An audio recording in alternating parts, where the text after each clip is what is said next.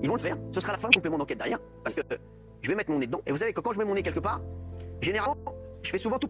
Comme il vient de le dire, il a vraiment mis sa bouche dedans et le complément d'enquête qui est sorti sur lui a fait un véritable flop, une honte totale. Cyril Hanouna a détruire complètement l'émission de complément d'enquête. Mais, à croire que le destin de cet homme a été scellé car un autre média a décidé de lancer une autre enquête sur lui. Restez jusqu'à la fin car vous allez découvrir toute la vérité sur cette histoire, les révélations sur Cyril Hanouna que complément d'enquête a dévoilé, les raisons de la chute de complément d'enquête et l'autre média qui a décidé de prendre la relève. Tout ça se passe dans cette vidéo. Avant de continuer, assurez-vous de laisser un pouce bleu et de vous abonner pour ne rien manquer de nos prochaines vidéos.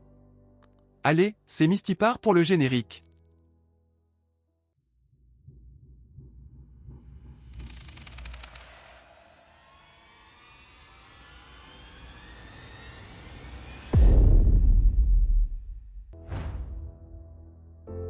Tout d'abord, il faut que je vous parle de Complément d'enquête, un magazine d'investigation de renom lancé en 2001 par Benoît Duquesne, diffusé chaque jeudi sur France 2, il se concentre sur des reportages et enquêtes approfondies concernant des événements impliquant des personnalités de la haute société, comme l'histoire de Jean-Marie Le Pen ou encore celle du pape François. À ce jour, Complément d'enquête a réalisé plus de 30 enquêtes minutieuses. C'est dans ce contexte d'examen minutieux des figures publiques que Cyril Hanouna, un animateur télévisé bien connu, a attiré leur attention. Ces dernières années, Cyril Hanouna est devenu le centre de nombreuses controverses et révélations, allant du mauvais au pire, et la situation semble s'aggraver de jour en jour. Un des épisodes les plus notoires concerne des accusations de consommation de drogue. Divers animateurs et chroniqueurs télévisés ont accusé Cyril Hanouna d'utiliser des substances illicites durant ses émissions. Gérard Forêt, une figure influente dans ce domaine, qui était présent durant une émission de Touche pas à mon poste, a témoigné à ce sujet. Tout ce que j'ai dit jusqu'à présent s'est avéré juste et vrai. Alors moi, t'as dit que je prenais de la coke, moi. Hein? T'as dit que je prenais de la coke. Ouais. moi. Qui? Donc c'est faux. Moi, t'as dit moi. Ouais. Je l'ai vu dans Je une l'ai interview. pensé. Tu l'as pensé, bah Parce oui. qu'on me l'a dit. Mais qui te l'a dit? Un flic. Mais il t'a dit une grosse connerie. T'as dit une grosse Le connerie. patron de la paix. Mais je te donne ma parole d'honneur. Donne-moi son nom. Qui vient Mais je te l'ai dit l'autre jour. Non, mais qui vient d'ici Je te le l'ai dire. dit ou pas? Il est toujours en poste? Non, il est mort. Ah bah.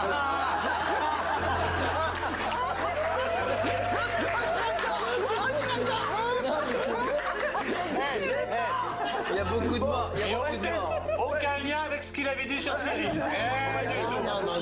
On va essayer de Je l'appeler. te l'ai dit Non, mais l'autre Gérard, jour. Gérard, Rappelle-toi, je t'ai dit, non, ne mais dis Gérard, pas que tu touches non, mais pas à la Gérard, tu me coke. connais. Gérard, tu me connais, arrête. Tu me connais, tu m'aurais vu dans les soirées, tu m'aurais vu, t'as déjà entendu un truc sur moi dans Moi, une je soirée, un doute. truc. Oui, mais vous répétez quelque chose Ah que oui. quelqu'un vous a dit. Ah ouais, mais c'était pas n'importe qui, madame. Ah ouais, mais il est. Pourquoi ça décrédibilise? Ah, si on, Oui, si non, on relaye une rumeur qu'on ne connaît Mathieu. pas, pour Ouais. après en donner d'autres qui peut-être sont fondées, après tout ça Après, est non. embarrasse, mais on ne sait plus ce qui est Moi, vrai, ce qui est faux. je dis franchement que je l'ai cru. Parce que je vois qu'il est tellement X, oui, ce voilà, mec, bah je oui. me dis que Oui, mais Gérard, il trouve pas ça Gérard, dans je les suis le bananes. mec, moi. Voilà. On voit très bien dans cette séquence que Gérald Forest a plus d'informations concernant cette affaire mais il est comme menacé et est donc incapable d'en révéler davantage. Néanmoins, l'histoire ne s'arrête pas là car notre cher ami Gérald a dénoncé le fait que le staff de Cyril a été arrêté une fois pour une histoire de coke. Vous voyez de quoi je parle. C'est bien que le staff de d'Hanouna a été arrêté. D'accord? Ils sont allés en prison. Tu le sais ça, pour trafic de Oui. ou consommation, tu vas pas en prison. Donc il y avait un petit truc. Qui a été arrêté pour trafic Il y en a 3 là. Il y avait, je crois, Delormeau. Il y avait, je sais plus trop. Mais je sais qu'il y a 3 ou 4 personnes qui ont été arrêtées, voilà. Mais bon, c'est pas méchant s'ils prennent un peu de... Pourquoi ils le disent pas? Où est le problème? Ils disaient, non mais nous on est clean, on n'a jamais consommé, c'est ce qu'ils te disaient en plateau. quand Oui, tu voilà, disais. c'est ce qu'ils ont dit. Moi, j'ai dit que bon, j'étais un peu déçu, quoi. C'est tout. Mais c'est pas méchant. Ils sont sympathiques. J'ai passé un très bon moment chez Hanouna et lui, il est hyper sympathique, cet homme-là. Alors qu'avant, je le haïssais, je l'aimais pas. Une autre observation concernant l'émission est la sensation que les chroniqueurs ne semblent pas libres d'exprimer leurs propres opinions. Il apparaît souvent qu'ils sont tenus de répéter les idées de Cyril Hanouna et parfois, ils subissent même des humiliations en direct sur le plateau. C'est un discours. La Gilles, t'étais hors sujet, excuse-moi mon Mais chéri. non, regardez le message. Chut, oh. Tais-toi, calme-toi. Pardon. Je te parlais d'avant. Non, mais s'il vous plaît, arrêtez, laissez parler, vous fatiguez tout le monde. Vous êtes insupportable. Je me tais alors. Mais je vous dis, vous êtes insupportable, Géraldine Maillet, tout le monde le dit. Le pire est le cas de Mathieu Delormeau que j'avais traité beaucoup plus dans ma vidéo précédente. Je vous invite à aller la voir. Il se fait humilier par Cyril Hanouna en direct. Regardez la manière dont il s'adresse à lui et révèle des choses privées de la vie de Mathieu devant des millions de personnes. NRJ12, ils vous ont mis dehors comme une merde. Voilà, on va pas se mentir, si c'est vrai. Non mais attendez, mais c'est vrai. Arrête. Tout, car un incident particulièrement grave s'est produit lors d'une émission de TPMP où Mathieu a été extrêmement humilié, un acte que l'on pourrait qualifier d'agression de la part de Cyril Hanouna. En effet, devant des millions de téléspectateurs, Cyril Hanouna a mis des nouilles dans le caleçon de Mathieu, une situation qui a causé une grande honte pour ce dernier. Allez, on fait ensemble. Pas de sucre.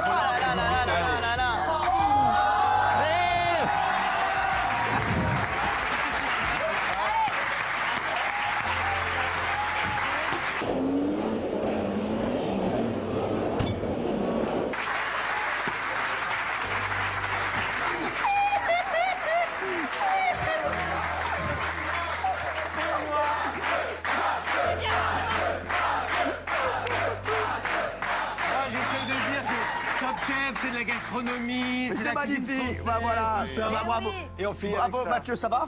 Allez, on va les retirer. Mais non, faut s'asseoir. Viens, viens t'asseoir. Non. Allez-y, allez vous asseoir, vous avez le cul. Mais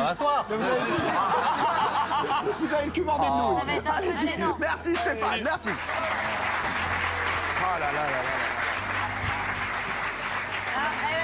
Allez lui mettre les baguettes avec. Allez, Allez lui vas-y. mettre les baguettes Merci, avec. vous êtes très drôle. Est-ce que Camille Allez. Combal est prêt, les chéris? Allez, vas-y. Oui, Camille Vous vous Combal. demandez sûrement les raisons pour lesquelles il continue à participer à cette émission malgré tout ceci. Eh bien la réponse est simple, l'argent. En effet, pour chaque participation à l'émission, ils perçoivent au moins 1000 €. Cette somme conséquente est une motivation suffisante pour que beaucoup choisissent de rester, quelles que soient les épreuves endurées. Par ailleurs, Benjamin Castaldi, l'un des plus anciens chroniqueurs de TPMP, avait déjà mis en garde ceux qui envisagent de rejoindre l'équipe. Qui vont arriver, puisqu'il y a beaucoup de nouveaux dans l'équipe. Si vous arrivez avec des considérations sur votre apparence, etc., et que vous avez un peu d'ego, je vous conseille fortement de mettre votre ego de côté. Vous dites à ce moment-là, Cyril met son sexe sur l'épaule d'un collègue à lui.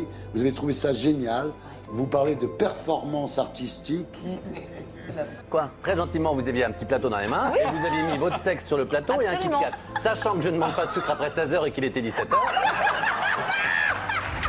Nombreuses sont les controverses associées à Cyril Hanouna, ce qui a poussé l'équipe de complément d'enquête à lancer une investigation à son sujet. Récemment publiée, cette enquête révèle des détails inédits, notamment sur la nature complexe de ses interactions avec ses chroniqueurs, en particulier dans les coulisses de l'émission Touche pas à mon poste. Cette investigation met en lumière divers aspects de sa manière d'interagir avec ses collègues, y compris des incidents notables comme celui où il profère des insultes à l'encontre de l'animateur Arthur.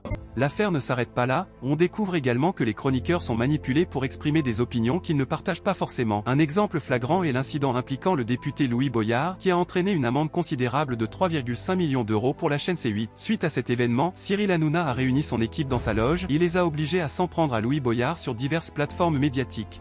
Ce n'est pas la première fois que Hanouna se comporte ainsi, car d'après complément d'enquête, il semble qu'il exerce une influence sur ses chroniqueurs, les incitant à adopter des opinions divergentes des leurs, dans le seul but de stimuler le débat. Peu importe si cela ne correspond pas à leur vision réelle, Hanouna semble indifférent à la réputation que cela peut leur créer, son objectif principal est de susciter la controverse sans se soucier de l'authenticité des arguments présentés. Par exemple, lors d'un débat sur la peine de mort dans son émission, il a insisté pour avoir des chroniqueurs en faveur de celle-ci, malgré l'opposition unanime de ses chroniqueurs à cette idée. Cyril est le roi des influenceurs néfastes de cette année, comme le disait un présentateur. Rappelez-vous, lors de la réforme des retraites, la France était bouleversée, et c'est là qu'Hanouna a décidé d'inviter les agents de la Bravem. Par la suite, on a appris que ces agents n'étaient pas de vrais agents, mais d'anciens fonctionnaires de la police. Cette information, bien que significative, n'a pas suscité beaucoup de réactions malgré la nature trompeuse de leur présentation. Grâce à complément d'enquête, on a eu beaucoup plus d'informations sur le sujet et sur l'histoire qui se cache derrière. En vérité, ces policiers ne sont pas des agents de la Bravem, il avait précisé à Cyril Hanouna que l'émission n'était pas réalisable s'il venait en tant qu'agent de la Bravem, car il n'avait jamais exercé cette fonction. Mais malgré cela, il a décidé de faire cette émission, en leur assurant qu'ils seront présentés comme des anciens agents de police et non des membres de la Bravem. En direct, Cyril Hanouna a appuyé ses propos, prétendant qu'ils étaient des membres de la Bravem. On ne saura jamais malheureusement. À la fin de ce complément d'enquête, on a eu l'intervention de Boba. Malheureusement, la majorité des questions se sont concentrées sur Magali Breda et de son agence SH Even qui a arnaqué de nombreux Français où Hanouna avait des parts. Cependant, pendant un bref moment, Boba a évoqué la transformation radicale d'Hanouna lorsqu'il a atteint et qu'il est vite devenu une autre personne. Quand on réfléchit sérieusement aux propos de Boba, on se rend compte que le changement de personnalité de Cyril vient après son contrat avec le chèque de 50 millions d'euros avec Vincent Bolloré. Pensez-vous à une coïncidence? Je vous laisse répondre en commentaire. Après le visionnage du reportage de complément d'enquête, qui a duré plus d'1 heure, beaucoup ont partagé un sentiment de vide, comme si certains éléments manquaient à l'enquête. Cette impression ne s'est pas limitée à nous, puisque même Boba a exprimé avoir ressenti la même chose. Hier, c'était pas mal. Il manquait un peu de croustillant, mais c'est parce que beaucoup de gens ont peur de parler, parce que c'est un semi-mafieux, donc il intimide des gens, mais la vérité sortira. Mais très bon sujet. Mais la vérité, c'est quoi? Qu'est-ce qui manquait pour toi dans cette émission?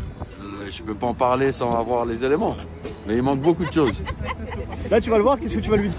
D'après les propos de Boba qui a été dans Complément d'enquête, on voit qu'il veut dire qu'il y a des informations qui n'ont pas été montrées dans Complément d'enquête au public. Certaines informations ont été supprimées et on sait déjà pourquoi, car avant même la sortie de Complément d'enquête, Cyril Hanouna les avait menacés en disant ceci. Ils vont le faire, ce sera la fin de Complément d'enquête derrière, parce que je vais mettre mon nez dedans. Et vous savez que quand je mets mon nez quelque part, généralement, je fais souvent tout péter. On peut penser que d'autres menaces ont été faites sur les journalistes de Complément d'enquête, mais avançons encore pour mieux comprendre. Dans une interview pour Télérama, Virginie Villard, la représentatrice de Complément d'enquête, raconte qu'elle a envoyé un mail en janvier 2023 à Cyril Hanouna et à son équipe, dans lequel elle leur fait comprendre qu'elle travaille sur le portrait de Cyril Hanouna et qu'elle voulait savoir s'il était d'accord ou non pour venir répondre à des questions. Mais elle n'a reçu aucune réponse de la part de Cyril Hanouna ou de son équipe. Cette information sera vérifiée dans sa propre émission où il en parle. Sur le complément d'enquête, ouais. Comment vous l'avez appris? Comment on sait ça? Alors, je vais vous dire, c'est parce qu'ils ont appelé mon assistant, parce qu'ils veulent faire une interview de moi dedans. Ah, donc quand même intégré. Voilà. Et vous avez moi, je fais aucune interview. Ah oui, vous êtes aucune interview. Vous savez, c'est les gens, ils savent où me trouver. C'est vrai. On me voit tous les soirs, j'ai pas besoin de faire des interviews en plus. Franchement, si vous voulez me poser des questions, posez-les-moi maintenant, j'aurai rien à foutre. On peut voir qu'il est assez confiant parce qu'il sait que l'émission ne pourra rien diffuser sur lui. En combinant les propos menaçants d'Hanouna et son excès de confiance, énormément de téléspectateurs commencent à se dire que c'est bizarre de réagir de cette manière, si en réalité, il n'a rien à se reprocher par ailleurs. Dans cette même séquence, Bernard Monteil laisse entendre que l'émission Complément d'enquête aurait recours à de faux témoignages, selon ses sources. C'est exceptionnel. Et il serait même prêt à payer certaines personnes, comme personne ne veut parler. Non, serait prêt à... t'as des infos, toi? Ouais. Non, c'est pas vrai. C'est possible, ça. Ah ouais. Ça, c'est énorme. Non, c'est vrai, c'est vrai. Ah ouais. Quoi, ils sont prêts à vérifier les enfants, mais ça pour France Télévisions, je peux vous dire que ça va faire couler beaucoup d'encre. Ouais. On m'a contacté, on était à donner un peu d'argent pour parler. Alors que normalement, alors là pour le coup, moi vous savez. Cependant, du côté de Complément d'enquête, on peut apprendre de la bouche de Tristan Waldeck, le présentateur de l'émission, que cette information est complètement fausse. Mais cela va plus loin car la journaliste qui s'occupe de trouver les témoins aurait pris plus d'une vingtaine de refus de témoignages, avec toujours la même excuse, ils avaient tous peur. Vu tout ce qui se passait avec les menaces que Complément d'enquête dit avoir eues et aussi se ressentir par les téléspectateurs, Cyril Hanouna va décider de calmer toutes les rumeurs et les théories en venant dans une émission. On voit avec Complément d'enquête qui prépare une enquête non, mais justement. Complément d'enquête. Vous l'avez mal pris et même vous avez essayé de verrouiller. Non. Vous avez même dit je vais faire tout péter si non, ce sera le dernier complément d'enquête. Non mais j'ai dit j'espère qu'ils vont être assez conformes à ce qui se passe dans ma vie parce que c'est vrai qu'ils vous direz qu'il n'y a pas grand chose dans ma vie. C'est vrai que j'ai rencontré la journaliste avec qui on s'est très bien entendu. Virginie, que j'ai encore vu dehors, elle m'attendait, vous voyez, elle est partout où je suis. Donc voilà, je suis très content. L'enquête. C'est vrai que vraiment, je m'en suis très bien entendu avec elle. Et je vous le dis, même elle, je pense qu'elle se rend compte qu'il y a énormément de fantasmes autour de moi. Et voilà, mais franchement, ça se passe très bien avec eux. Et on a été prendre un verre, on a parlé. Pour l'instant, voilà, ça se passe bien. Écoutez, ils font leur enquête. J'ai vu qu'ils avaient appelé tout le monde, même des mecs, des amis d'enfance que j'ai pas vu depuis, depuis 20 ans. Voilà, mais donc il va rien leur arriver une fois que ce sera diffusé. On est d'accord. C'est une blague. C'était un peu une vanne. Ouais. C'est-à-dire que j'ai dit ça va faire tellement de buzz. J'ai dit juste j'espère qu'on fêtera les audiences de Complément d'enquête le lendemain tous ensemble avec la journaliste Virginie. Et voilà. Et ça devrait faire de l'audience. Bien que Cyril Hanouna ait affirmé que sa menace n'était qu'une plaisanterie et que tout le monde pouvait librement participer au reportage sans craindre de représailles de sa part, Virginie offre une perspective différente sur l'affaire. Dans son entretien avec Télérama, elle exprime le sentiment d'être constamment surveillée. De plus, il est notable que plusieurs témoins dans l'émission aient choisi de dissimuler leur identité, modifiant leur voix pour rester anonymes. Virginie révèle également que l'un des producteurs de TPMP aurait cherché à obtenir la liste complète des témoins de l'émission Complément d'enquête auprès d'un contact chez France Télévisions. Lorsque Cyril Hanouna réalise que ces menaces ont eu l'effet escompté, empêchant la divulgation d'informations compromettantes dans Complément d'enquête, il affiche un air triomphant sur le plateau, se moquant ouvertement de France Télévisions. C'est que nous, on a déjà commencé à chercher sur Complément d'enquête et sur France Télé, et on n'a pas mis longtemps à trouver. Et quand ça va tomber, ça va être plus compliqué, je pense, que ce qui va se passer pour nous ce soir. Et nous, ce soir, on sera tranquillement en train de manger des fricassés et des mini-pizzas et en train de rigoler. Je pense que dans un mois, quand on va sortir le Complément d'enquête sur Complément d'enquête et sur France Télévisions, j'ai peur que ça tremble un petit peu dans la tour de France Télé, les chéris, et je peux vous dire qu'on a, nous, pour le coup, du très très lourd. Sachez-le, quand je vous dis du très très lourd, C'est du très très lourd et c'est... Son but actuellement est de détruire Complément d'enquête et de faire tomber France Télévisions. Dans une autre émission, il dit... Et tous les gens qui m'appellent me disent qu'il y a beaucoup de choses à dire. Parce que c'est quand même une Moi, qui est connue pour sa rigueur. Non, Son présentateur est pris écoutez, Albert à j'ai vu, Londres. ils viennent de recevoir un prix pour ils viennent de se faire retoquer, le Qatar, partout. vous savez, Ils viennent de se faire retoquer partout pour leur reportage la semaine dernière sur le Puy du Fou où ils disent où ils n'ont vérifié aucune info. Donc là, ça va être compliqué. Le Puy du Fou, je ne sais pas ce que va faire Philippe de Villiers et je ne sais pas s'il va les attaquer ou pas, mais sur le Puy du Fou, il n'y a que des inepties. Je vous dis, parce que moi j'ai enquêté sur le Puy du Fou derrière. C'est pas du tout ce que dit Tristan Wallet, qui a répondu d'ailleurs là-dessus, qui explique qu'il y a des preuves de tout ce qu'ils avancent. Et Complément d'enquête n'a jamais été condamné en justice. Bah écoutez, on va voir ce que va faire Philippe de Villiers, mais je pense que là, il faut qu'il fasse attention parce que sur le Puy du Fou, je pense qu'ils ont commis de graves erreurs qui vont leur coûter cher et peut-être qu'on fera une enquête de complément aussi sur le complément d'enquête du Puy du Fou. On ne sait pas. Bon, c'est très possible. Donc. De toute façon, je vais vous dire, ça sera en prime time sur C8. Ça va arrêter, on fera une soirée, donc un doc derrière, suivi d'un plateau, un peu comme faisait à l'époque Jean-Luc Delarue. Du côté de Complément d'enquête, on peut apprendre ça de la part de l'animateur. Jacques Cardoz. Oui. Jacques Cardoz qui a rejoint la troupe de TPNP. Il a été ici à France 2, il faut le dire, pendant des années, un excellent journaliste, un collègue qui était très apprécié. Comment vous avez vécu le fait qu'il rejoigne TPNP et qu'il crache dans la soupe comme il le fait maintenant ? En fait, je pense que ça a confirmé la thèse que l'on avait sur Cyril Hanouna, c'est-à-dire que notre documentaire de ce soir, il s'appelle Le Parrain du PAF. On raconte qu'il est prêt à tout pour essayer de mettre des bâtons dans les roues et pour essayer d'embêter un petit peu les gens qui perçoivent comme ses détracteurs. Et le recrutement de Jacques Cardoz qui a annoncé qu'il allait faire une enquête sur Complément d'enquête, enquête de complément, ça s'appellerait. Je pense que c'est une forme d'intimidation, c'est pour nous dire attendez, vous me faites ça, œil pour œil, dent pour dent, moi je vais aussi réagir. Donc il instrumentalise Jacques Cardoz. Je pense qu'il y a une part d'instrumentalisation. Je pense que son recrutement n'est pas complètement neutre. Merci beaucoup à vous. En conclusion, l'émission Complément d'enquête n'a pas pleinement satisfait les attentes des téléspectateurs avec son reportage. Beaucoup de téléspectateurs l'ont trouvé insuffisant, notamment en termes de preuves incriminant Cyril Hanouna. Cependant, une équipe de journalistes expérimentés de Mediapart a récemment annoncé qu'elle mène une enquête approfondie qui concerne Cyril Hanouna et son émission Touche pas à mon poste. Mediapart aussi va bientôt sortir une enquête sur Cyril Hanouna. Je ne dis rien. Secret de l'enquête. On travaille et puis vous savez, une enquête, elle n'existe que quand elle est publiée. Donc il arrive qu'on travaille, que ce ne soit pas publié, il arrive que ce soit publié. Voilà. On ne parle pas beaucoup des enquêtes qu'on ne publie pas, évidemment, mais c'est un travail de coulisses. Cette nouvelle a grandement intéressé le public français, car il semble que cette fois, Cyril ne s'en sortira pas si facilement. Nous attendons avec impatience de voir si ce reportage apportera de véritables révélations sur Cyril Hanouna. Il pourrait inclure des témoignages d'anciens chroniqueurs et explorer en profondeur la vie de Cyril pour mieux comprendre sa personnalité. Pour en savoir plus, je t'encourage à regarder la vidéo qui apparaît à l'écran maintenant et découvrir toute la vérité cachée sur la vie de Cyril Hanouna.